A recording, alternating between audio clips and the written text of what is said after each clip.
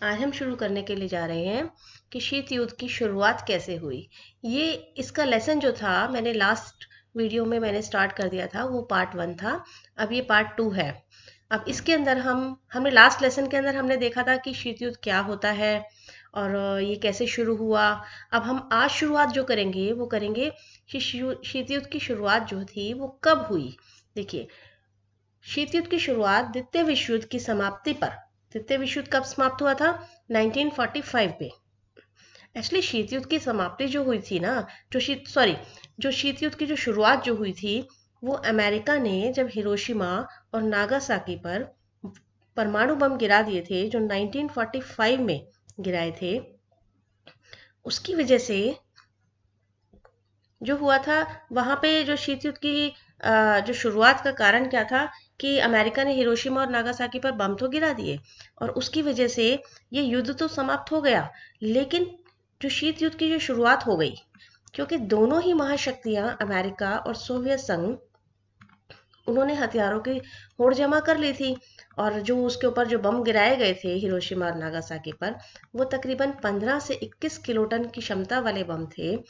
और उनकी जो क्षति जो हिरोशिमा और नागासाकी पर हुई थी, वो सबको पता है कि कितने वो विध्वंसकारी थे। और फिर उसके बाद क्या हुआ कि जब ये अमेरिका और सोवियत संघ जो थे, वो इतनी ज़्यादा उन्होंने हथियार अपने पास इकट्ठे कर लिए थे, जिसकी वजह से वो एक ही गुट में शामिल थे, वो मित्र राष्ट्र में शामिल थे। लेकिन वो उनके पास इतने ज़्यादा इकट्ठे हो चुके थे कि वो 1950 तक आते आते दोनों के पास 10 से 15,000 किलोटन के परमाणु बमों का एक जखीरा, जखीरा मतलब होता है एक पूरा, जो उनका गोडाउन जो था ना, वो परमाणु बमों से भर गया था। 10 से 15,000 किलोटन। देखिए, 15 से 21 किलोटन क्षमता वाले बम जो तकरीबन 5 साल पहले गिराए गए थे, उसने जापान की हालत बहुत ज़्यादा खस्ता कर दी थी। और अब तो उनके पास 10 से 15,000 किलोटन के परमाणु बम थे। और उसकी वजह से अब देखो, अगर वो शीत युद्ध, जो आपने शीत युद्ध तो मैंने लास्ट टाइम आपको बता ही दिया था कि शीत युद्ध क्या होता है, कि वो एक युद्ध की एक संभावना होती है जो पूरे विश्व के अंदर उस टाइम फैली हुई थी, कि जो दो देशों ने मिलकर शीत युद्ध स्टार्ट किया था। और उसकी वजह से पूरा पूरा विश्व जो था वो एक अखाड़ा सा बन गया था। वास्तव में युद्ध नहीं था, लेकिन युद्ध की परिस्थितियां थी। क्योंकि कभी भी ऐसा लगता था कि अब युद्ध शुरू हो जाएगा, अब युद्ध शुरू हो जाएगा। अब देखिए, 10 से 15,000 किलोटन के जो परमाणु बम, जो उनकी क्षमता जो इतनी ज्यादा थी, वो कितने तबाही मचाते। तो इसी वजह से कि शीत युद्ध हुआ तो नहीं, कि युद्ध तो कहीं पे नहीं हुआ प्रॉपर ढंग से, लेकिन उसकी संभावना पूरे विश्व के अंदर बनी हुई थी। अब इसी लाइन से आपको ये चीज देखिए, बिल्कुल आप लोग क्लियर हो जाने चाहिए कि शीत युद्ध की संभावना थी। क्यों थी? क्योंकि दोनों बराबर शक्तिशाली थे, पर खतरा नहीं उठाना चाहते थे। ये इसी को हम कहते हैं अवरोध की स्थिति, रोक और संतुलन की स्थिति। क्योंकि दोनों को ही पता था कि इसके परिणाम जो थे बहुत भयंकर होने वाले थे। इसीलिए दोनों ही देश ये नहीं चाहते थे कि प्रॉपर तरीके से युद्ध हो। लेकिन दोनों ने अपने हथियारों की जितनी होड़ इकट्ठी कर रखी थी, दोनों ने इतने जखीरे खड़े कर रखे थे कि हमारे पास किसी भी तरह से कम हथियार नहीं होने चाहिए एक दूसरे से। इसी वजह से शीत युद्ध का वातावरण पूरी तरीके से पूरे विश्व के अंदर फैला हुआ था। अब हम आते हैं, देखिए कि किस तरीके से उन्होंने क्या किया, कि दोनों को, पूरे विश्व को दो हिस्सों में उन्होंने विभाजित कर दिया। क्यों किया? इसका रीजन देखिए, इस मैप के अंदर आप प्रॉपर देखिए।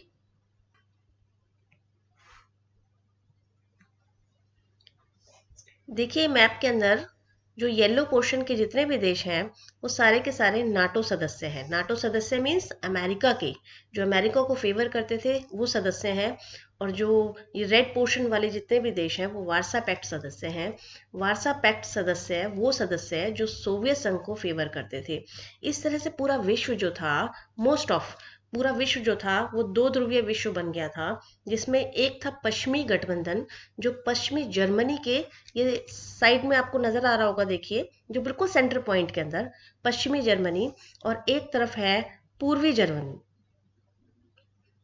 तो पश्चिमी जर्मनी और पूर्वी जर्मनी, ये दोनों हिस्सों में येलो पोर्शन और रेड पोर्शन, येलो पोर्शन के देश जो थे वो पश्चिमी गठबंधन के नाम से जाने जाते थे, और जो पूर्वी जर्मनी वाले एंड रेड पोर्शन वाले जितने भी देश थे वो पूर्वी गठबंधन के नाम से जाने जाते थे। येलो नाटो एंड रेड जो था वो वारसा के नाम से। नाटो के अंदर जो थे वो 12 देश थे, और वारसा संधि के अंदर जो देश शामिल थे वो थे पोलैंड, सोवियत संघ, पूर्वी जर्मनी, ये बुल्गारिया है, एंड पोलैंड है, बर्लिन है, ये सारे के सारे देश जो है वो वारसा पैक्ट के अंदर थे।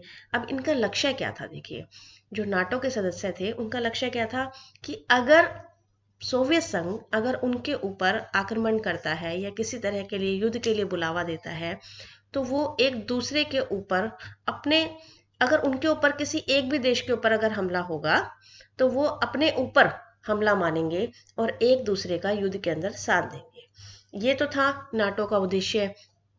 अब जो वारसा संधि के जो साथ में जो देश थे उनका क्या उद्देश्य था कि नाटो देशों से मुकाबला करने का सदस्य था, कि उन्हें क्या करना था कि जितने भी नाटो के जो रिलेटेड जितने भी देश थे उनको उनसे उनको मुकाबला करना है, और उनको अपने अपने अपने साइड पे नहीं आने देना या अपने साइड पे युद्ध नहीं होने देना। तो इस तरीके से देखिए पूरी तरह से मैप क्लियर है। इसके अंदर नाटो के सदस्य है और वारसा पैक्ट के सदस्य है, और जो एक जो ग्रे कलर के जितने भी आपके पास आते हैं जो आपको नज़र आ रहे हैं जिसमें यूगोस्लाविया वगैरह है, इसके अंदर ये कौन से थे? अन्य कम्युनिस्ट देश थे, जो जिन कम्युनिस्ट देशों के अंदर जो वो कोई भी जो पश्चिमी गठबंधन या पूर्वी गठबंधन से उसका कोई लिंक नहीं था। ये मैप आपको अच्छी तरीके से देखिए, आप समझ में आया कि दो जो गठबंधन जो उस टाइम पे आए थे, पर पश्चिमी और पूर्वी गठबंधन, उनके अंदर कौन कौन से देश शामिल थे और उनके उन गठबंधन के अंदर जाने का जो रीजन क्या था, उनका कारण क्या था। अब आते हैं हम आगे। ये चीजें आपको अच्छी तरीके से समझ में आई कि दो ध्रुवीय विश्व जो है वो बन गया था, पश्चिमी गठबंधन और पूर्वी गठबंधन। उनके लक्ष्य भी मैंने नीचे लिख दिए हैं इसके अंदर, कि एक दूसरे का युद्ध में साथ देना, और जो वार्सा का जो लक्ष्य जो था वो था नाटो देशों से मुकाबला करना। अब देखिए इसी बीच क्या हुआ, ये चीजें शो थी पहले ही कि अमेरिका जो था पूंजीवादी से प्रेरित था और सोवियत संघ जो था वो साम्यवादी से प्रेरित था। इस बीच सोवियत संघ की दोस्ती जो थी वो चीन से हो गई। लेकिन क्या हुआ कि जो सोवियत संघ की दोस्ती जब चीन से हुई तो उनके बीच में एक छोटा सा टकराव आ गया। वो हुआ टकराव आपका 1950 में, जो उनका टकराव आपस में हो गया एक छोटे से एक लैंड एरिया के उसमें भू क्षेत्र जिसे कहते हैं, उसके लिए जो है दोनों के बीच में आपस में टकराव हो गया। और इसके लिए उनके बीच में जो था वो छोटा सा एक युद्ध भी हुआ जो 1969 में हुआ। उसका नतीजा क्या निकला? देखिए, ये दोनों के दोनों देश जो थे वो साम्यवादी विचारधारा के थे और दोनों आपस में दोस्ती थी। लेकिन वस्तुतः अगर हम देखें ना इसके बीच में, तो इसके बीच में अमेरिका का बहुत बड़ा हाथ था, जिसने सोवियत संघ से चीन की दूरियों को बढ़ा दिया। उसने एक तरफ तो चीन को अपना रूस को जो है वो अपने दोस्ती का वास्ता दिया, बीच में थोड़ा आपस में मेल मिलाप वाली सिचुएशन रखी, लेकिन पीछे से उसने चाइना के साथ, चीन के साथ जो है उसने हाथ मिला लिया, और इस तरीके से उसने चोरी छिपे चीन के साथ अपना जो रिलेशनशिप था वो अपना कायम कर लिया। अब इसका जो था एक रीज़न और भी बन गया कि जब दो ध्रुविया बन जाते हैं तो शीत युद्ध के दायरे। अब शीत युद्ध के दायरे कैसे? कि शीत युद्ध का जो एक दायरा बन गया था जिसके बीच में युद्ध हुआ। युद्ध कैसे हुआ? एक संभावना वाला युद्ध था, एक दोनों के बीच में एक शंकाएं वाला युद्ध था। जो उसके उदाहरण देखिए, कोरिया में 1950 एंड 1953, एंड कांगो में 1960 के दशक में, और बर्लिन में 1958 से लेके 1962 के दशक में, जिसमें कोरिया युद्ध के अंदर नेहरू जी ने साथ दिया ताकि कोरिया में किसी भी तरह का युद्ध ना हो, और कांगो के अंदर जब ऐसी स्थिति आई तो यूएनओ ने उनका साथ दिया, और यूएनओ के जो सचिव जो थे, उन्होंने इस युद्ध को आगे नहीं बढ़ने दिया। इस तरीके से गुटनिरपेक्ष आंदोलन की शुरुआत हो गई, क्योंकि पूरा विश्व दो ध्रुवीय बन चुका था, और दो ध्रुवीय बनने के कारण, और उसमें एक तीसरे, जो लोग युद्ध नहीं चाहते थे या जो लोग शीत युद्ध में शामिल नहीं होना चाहते थे, तो उनके लिए ये चीज़ें, जो तीसरा जो आंदोलन जो था, तीसरा जो गुट था, वो बहुत ज़्यादा प्रभावशाली बना, जिसकी वजह से जो पूरा जो विश्व जो था वो शीत युद्ध से बाहर हो सका। और कुछ ऐसे देश, कम से कम वो तो शीत युद्ध के जो जो कष्टकारी जो प्रॉब्लम्स जो थी, जो तनावपूर्ण वातावरण जो था, उनको नहीं उन्हें फेस करना पड़ा। उनमें गुट निरपेक्ष जो आंदोलन था उसने उनका साथ दिया। अभी देखिए, जो अब हम पिक्चर के ऊपर आते हैं, कि ये जो कार्टून जो आपको नजर आ रहा है सामने, ये क्या है देखिए। ये उस टाइम का है जिस टाइम सोवियत संघ के साथ उसने दोस्ती का, उस अमेरिका ने चीन के साथ जो है गुपचुप दोस्ती कर ली, और सोवियत संघ के जो उसने चोरी छिपे जो है वो उसके साथ वो रहा, कि भी हम दोनों चलो दोस्त बन के रहते हैं। किसी विश्व को दिखाने के लिए ये सब कुछ था, कि हम शीत युद्ध है, लेकिन वास्तविक युद्ध नहीं है, क्योंकि दोनों के पास ही इतने ज़्यादा हथियार थे, इतनी ज़्यादा क्वांटिटी के अंदर हथियार थे, कि दोनों युद्ध करने का जो खतरा था वो नहीं मोल लेना चाहते थे। इस बीच पिक्चर किस तरह से देखिए कंपोज होती है, किस तरह से शो कर रही है, कि यूएसएसआर और अमेरिका के अंदर यूएस के साथ आपस में दोस्ती हो गई, लेकिन चोरी छिपे यूएस ने किसका साथ दिया? चाइना का साथ दिया। तो ये पिक्चर उसी चीज को शो कर रही है, कि किस तरीके से ये जो चाइना जो था वो चोरी छिपे साम्यवादी विचारधारा के साथ तो डायरेक्ट था, सामने दिखा रहा था वो, लेकिन वास्तव में अब चोरी छिपे वो किसका साथ दे रहा था? पूंजीवादी विचारधारा का, यानी अमेरिका का। अब ये कार्टून आपको अच्छी तरीके से समझ में आया?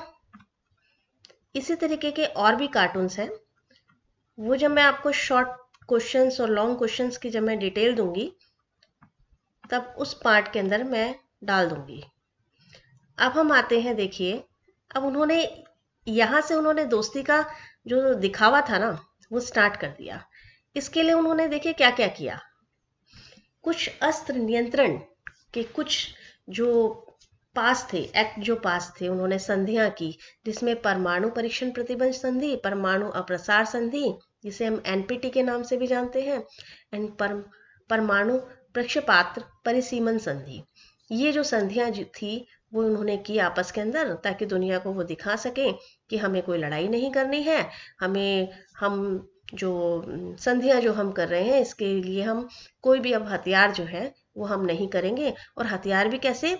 परमाणु परमाणु हथियार।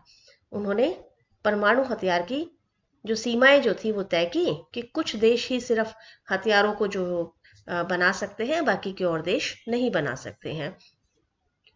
तो इस तरीके से एक सहयोगिता का एक दौर चल पड़ा, और दो ध्रुवीय जो पूरा विश्व जो बन चुका था, और उसको चुनौती देने के लिए सामने कौन आ गया?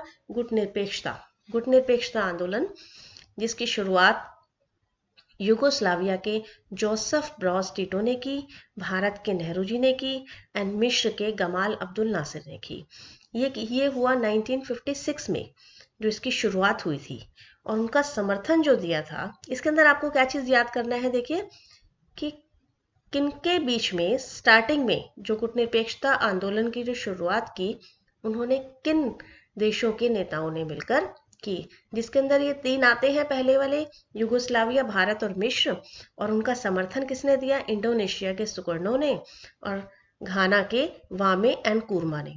तो ये पांच लोगों ने मिलकर गुटनिरपेक्षता आंदोलन की शुरुआत की, जिसका पहला सम्मेलन 1961 में बेलग्रेड में हुआ। और और जो गुटनिरपेक्षता का मतलब क्या है, देखिए, कि गुटनिरपेक्षता किसे कहते हैं? जो उस टाइम पे जो विश्व जो था वो दो ध्रुवीय था, और दो ध्रुवीय के बीच में एक तीसरा ध्रुव आ जाना। तीसरा ध्रुव मतलब वो किसी के साथ नहीं था, लेकिन किसी के अगेंस्ट भी नहीं था ना। तो उसकी, देखिए, दोस्ती के बिना तो काम चल ही नहीं सकता, कि दोस्ती तो उनको रखनी पड़ेगी, क्योंकि ये जो देश, इन देशों में जो गुटनिरपेक्षता आंदोलन में जो देश शामिल थे, वो जो जो अपने स्वतंत्रता संग्राम के बाद जो है वो उन्हें बहुत मुश्किल से आज़ादी मिली थी, तो उन्हें अपना जो तकनीकी तौर पे बहुत ज़्यादा विकास करना था। ये देश बहुत ज़्यादा गरीब थे, तो इसीलिए इनका क्या काम था कि वो अपनी पहले तो अपनी फर्स्ट ऑफ ऑल तो अपनी तरक्की करेंगे ना। इसीलिए उन्होंने क्या चीज़ भलाई समझी कि हमें जो है, हमें ध्रुवों के अंदर शामिल नहीं होना है, किसी भी गुट के अंदर। इट इज़ पश्चिमी गुट एंड पूर्वी गुट, उनके अंदर हमें शामिल नहीं होना है। हमें जो है अपना इंडिविजुअल विकास करना है। तो इसीलिए एक पहला सम्मेलन हुआ 1961 में बेलग्रेड में, और उसका लक्ष्य क्या रखा गया कि वो आपस में सहयोग बना के रहेंगे, जो इसके देश जो होंगे। और उनका सेकंड मोटिव क्या था, शीत युद्ध को वो रोकेंगे,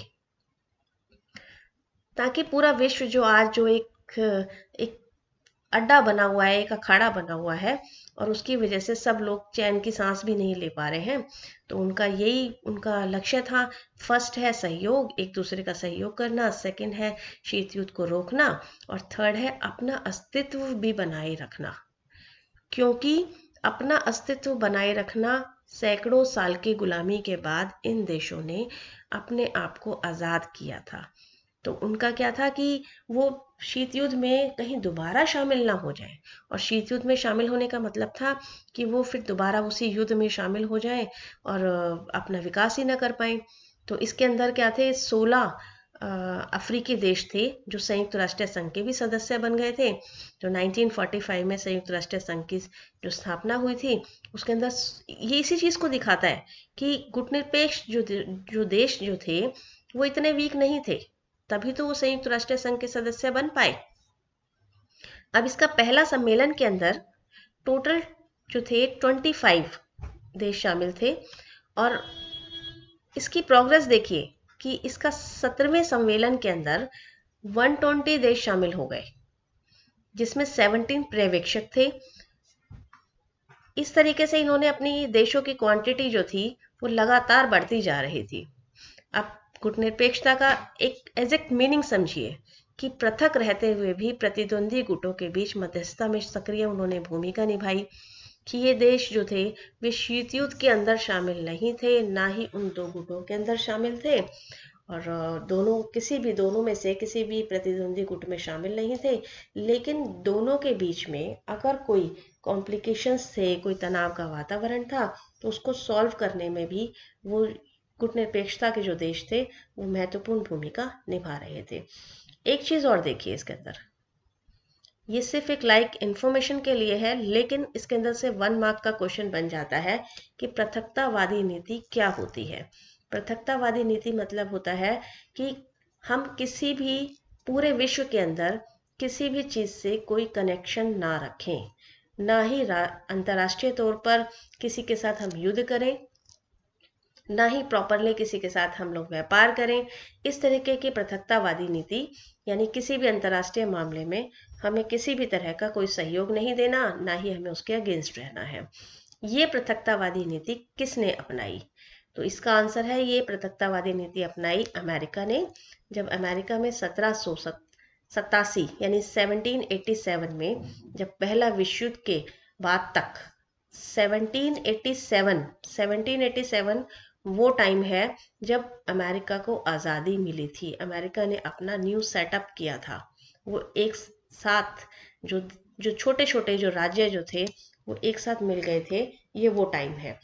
वहां से लेकर 1787 से लेके पहले विश्व युद्ध तक यानी 1914 तक वो अमेरिका जो था किसी भी अंतर्राष्ट्रीय गतिविधि में उसने कोई हिस्सा नहीं लिया था। उसने अपना पूरा फोकस जो किया था वो किस चीज़ पे किया था, अपनी खुद की प्रोग्रेस के ऊपर। तो ये अमेरिका ने अपनाई थी पृथकतावादी नीति, जिसके अंदर अंतर्राष्ट्रीय तौर पर या पूरे विश्व के अंदर कुछ भी हो रहा है उससे उसे कोई मतलब नहीं था। तो 1945 तक उसने पूरी तरह से पृथकतावादी नीति अपनाकर अपने आप को तकनीकी तौर पर बहुत ज्यादा मजबूत बना लिया था। अब गुटनिरपेक्ष जो देश थे, अब वो पूरी विश्व जो व्यवस्था से वो अपने आप को पृथक रख रहे थे, लेकिन वो एक दूसरे का साथ भी दे रहे थे। अब इसके लिए यूएनओ ने एक नव अंतर्राष्ट्रीय आर्थिक व्यवस्था जो थी वो पूरे विश्व के अंदर फैला दी। ये जो जो सम्मेलन हुआ था 1972 में हुआ था, और इस सम्मेलन के अंदर जो था, जिसका नाम था United nation conference on trade and development. ये सम्मेलन का उद्देश्य जो था वो क्या था कि गुटनिरपेक्ष देशों ने जो सदियों से जो परतंत्रता झेली थी, उन्होंने जो उनका आर्थिक विकास जो रुक गया था और उसकी वजह से उनका विकास नहीं हो पाया था, इसके लिए उन्हें थोड़ी सी छूट देनी थी उन्हें। तो इस सम्मेलन का क्या मोटिव था? फर्स्ट, प्राकृतिक संसाधनों पर उनका पूर्ण नियंत्रण, पूर्ण अधिकार हो जाएगा, जिन प्राकृतिक संसाधनों पर यूरोपीय देशों का पहले अधिकार था, ताकि वो देश जो अब अल्प विकसित है, उनको एक नया नाम दिया गया था कि अल्प विकसित देश है वो, उनको उनके पास कुछ नहीं है, वो पूरी तरह से उनके उनकी कोई विकास नहीं हो पाया, इसीलिए उनका उनको एक तरह का एक दान देना होता है ना, इस टाइप से उस सम्मेलन के अंदर वो दान दिया कि अब आप अपने प्राकृतिक संसाधनों का पूर्ण अधिकार उनको दे दिया गया। सेकंड, पश्चिमी बाजारों का वो इस्तेमाल कर सकते हैं अपनी चीज़ों को बेचने के लिए। थर्ड, पश्चिमी देशों की टेक्नोलॉजी रेट जो था, टेक्नोलॉजी रेट मतलब अगर वो टेक्निक के लिए अपनी एक तकनीकी विकास के लिए कोई इक्विपमेंट उन्हें खरीदना है या कोई सॉफ्टवेयर खरीदना है, तो वो पश्चिमी देश जो थे उन्हें कम रेट के ऊपर वो प्रोवाइड कराएंगे। फोर्थ नंबर पे है अविकसित देशों की आर्थिक संसाधनों में भूमिका सुदृढ़ होगी, यानी जितनी भी जो इकोनॉमिक जो डेवलपमेंट के जो संस्थान जो हैं, उनकी भूमिका जो है वो सुदृढ़ हो जाएगी। ये सब इसलिए किया गया था क्योंकि गुटनिरपेक्ष आंदोलन जो था वो बड़ी तेजी से विश्व के अंदर बहुत तेजी से फैल रहा था। इसीलिए उन्होंने भी सोचा कि इसको एक दोस्ती का रूप दे दिया जाए, ताकि पश्चिमी गुट और पूर्वी गुट जो थे वो गुटनिरपेक्ष जो देश जो थे उनके साथ दोस्ती का हाथ बढ़ा दें। क्योंकि देखिए आज क्या था, विश्व की पूरी राजनीति जो थी ना, वो एक विश्व व्यवस्था बन गई थी, विश्व व्यापार व्यवस्था, जिसके अंदर एक भी देश ऐसा नहीं था कि जो खुद अपनी सारी चीज़ों का निर्माण कर पाता। इसीलिए उसे विश्व के अन्य देशों का साथ सहयोग तो उसे लेना ही पड़ता। तो इसीलिए उन्होंने एक ऐसा सम्मेलन किया जिसके अंदर उन्होंने विकसित देशों ने, जो अल्प विकसित जो देश थे, उनको ये सारी चीज़ें प्रोवाइड करा दी। अब ये सारी चीज़ें प्रोवाइड कराने का जो दोनों के ही अपने अपने मकसद थे कि जो विकसित जो देश जो थे, उनका क्या मकसद था कि उनका अधिकार जो था पूरे विश्व के ऊपर एज इट इज़ पहले के पहला जैसा बना रहे, यानी वो एक नेता की तरह सामने रह सके। लेकिन इससे फ़ायदा जो था वो अल्प विकसित देशों ने पूरी तरह से उन्होंने लिया। उनकी जो आर्थिक व्यवस्था जो पहले बहुत ज़्यादा ख़राब हो चुकी थी, अब वो बहुत अच्छी तरीके से बन गई। और बहुत अच्छी तरीके से बनना यानी धीरे धीरे करके उन्होंने अपनी देश की प्रोग्रेस करनी शुरू कर दी। अब ये हमारा पार्ट जो 2 था वो हमारा यहीं पर हमारा ख़त्म होता है। अब हम पार्ट 3 के अंदर जो भारत का, उसके साथ भारत और शीत युद्ध का क्या लेना देना था। अभी तक हमने कहा कि जो जो कूटनिरपेक्ष आंदोलन के अंदर जो देश जो इन्वॉल्व थे, उनका क्या लेना देना था। अब हम स्पेसिफिक भारत के बारे में अगले पार्ट के अंदर पढ़ेंगे। Thank you.